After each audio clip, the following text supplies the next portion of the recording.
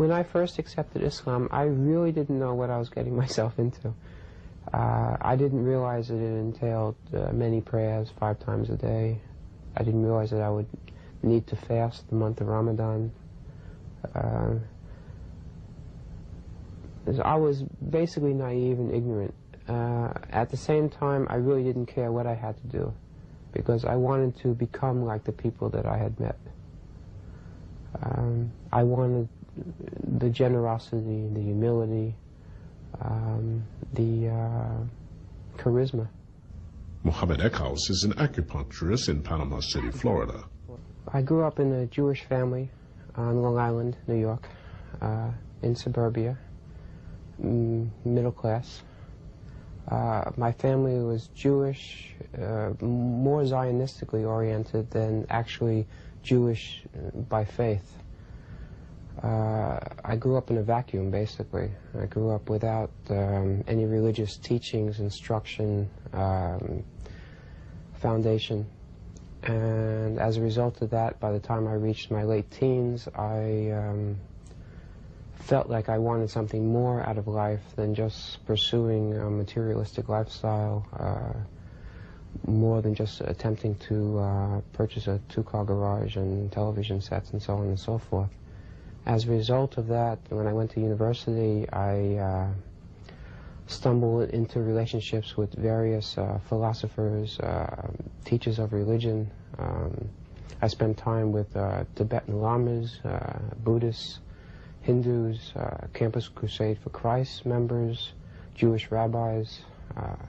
About the only form of religion that I didn't encounter until I was working towards a PhD at New York University in the middle 70s was Islam.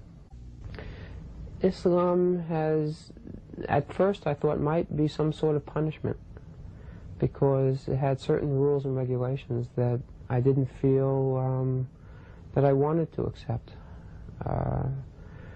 I've never been a lover of pork, so giving up the eating of pig meat didn't affect me whatsoever. The giving up of the drinking of alcohol didn't upset me at all, because I didn't particularly care for the taste of alcohol. I don't understand how anyone actually can say, honestly, state that they like the taste of alcohol.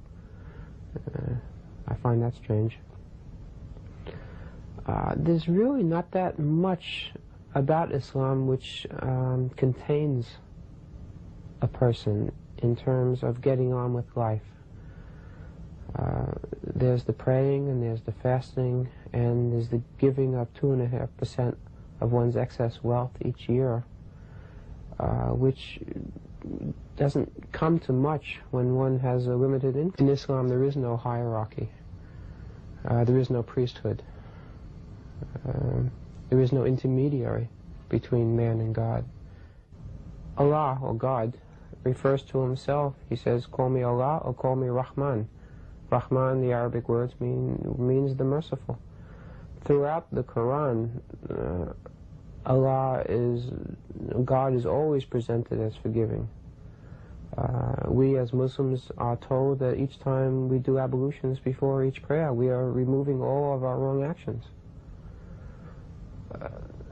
Islam is a very merciful religion, and technically it's the same as Judaism and Christianity.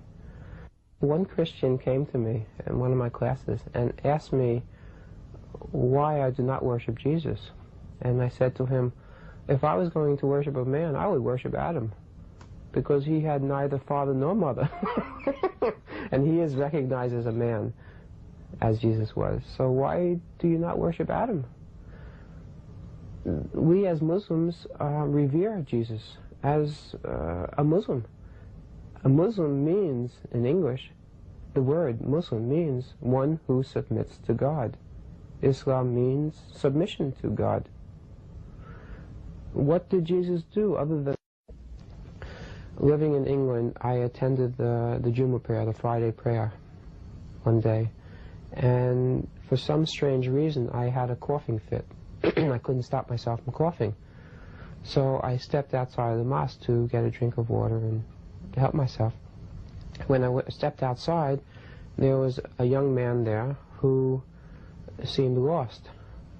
And he was an Englishman who was interested in Islam, but he felt inhibited in entering the mosque itself. He didn't know the proper procedure to make contact with Muslims. As a result of my stepping out there, he had someone to speak to. Miraculously, I stopped coughing by itself. And I spoke with him for about a half hour, and I showed him how to make ablutions, do wudu. And we went into the mosque together, and we prayed together, and I showed him the rudiments of prayer. And he joined the group, and later on that week he accepted Islam.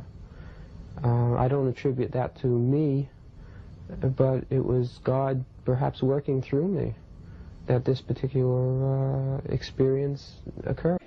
What Islam demands of me is very little.